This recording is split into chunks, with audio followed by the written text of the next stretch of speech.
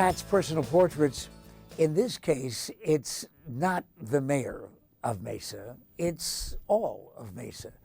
Because, as I'm sure you've heard over the past several years, how long have you been in office? 5 years. All Or right. as my wife says, too long. But you grew up there. Grew up in Mesa. Lifelong Arizonan. Mm-hmm.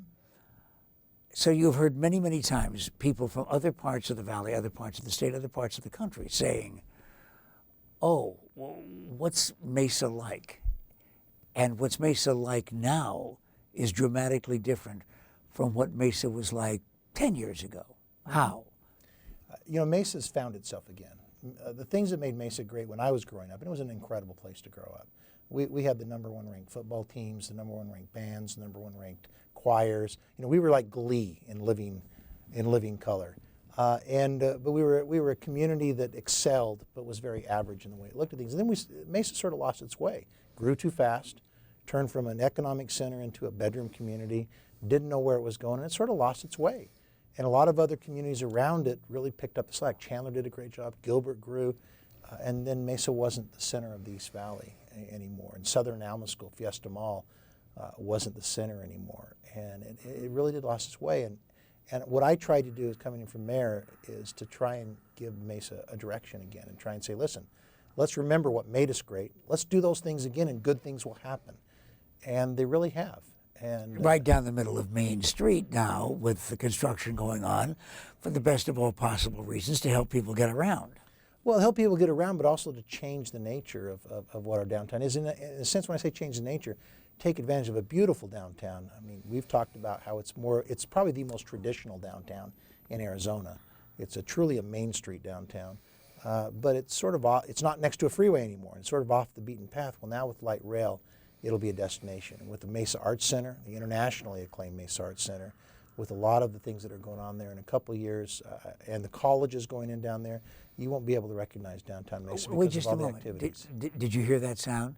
People instantly said, hold it, wait, what colleges? We've got new community colleges going in? No. This is one of the most dramatic civic moves I've ever heard. Since the portrait is on the city of Mesa, 5 at one time? 5 private liberal arts colleges, all of them what I call legacy schools. They've all been in business 100 years or more. They've been thriving where they are in the Mideast, not the Midwest. But name them. And then Benedictine University out of suburban Chicago. A Catholic university in Arizona. The first one in Arizona. Albright College out of Reading, Pennsylvania. Upper Iowa University.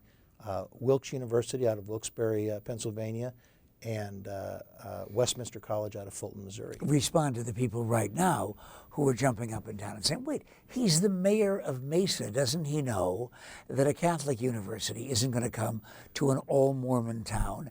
Tell him. Which would be great if there weren't twice as many Catholics in Mesa as there are Mormons. And that is true, And that is true. Mesa is about 25% Catholic, and the Catholics are obviously a huge part of our community. Let's talk about the population, though, in the community, because that, I think, surprises a lot of folks. So you think you know Mesa.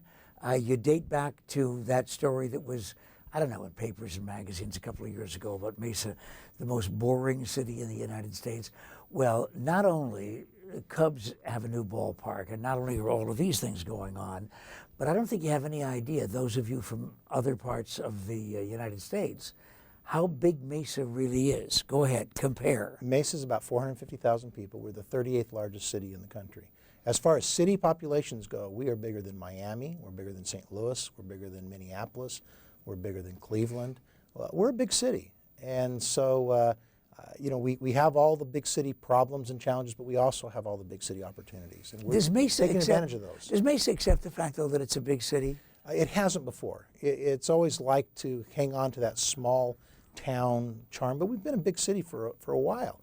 It's just that living in the shadow of a bigger city, you know, Phoenix is the 6th largest city, sometimes you act too much like a suburb. And Mesa always hasn't been a suburb.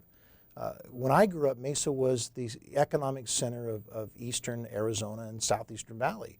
People would come from all over, from Snowflake, from Safford, places like that to come in and shop in Mesa.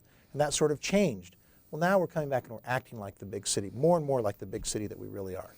And no matter what the future holds for the mayor of of Mesa, because there are a lot of people talking about new titles, new offices, at least know that everything is new, not just in Kansas City, but in Mesa, Arizona. Pat's personal portrait.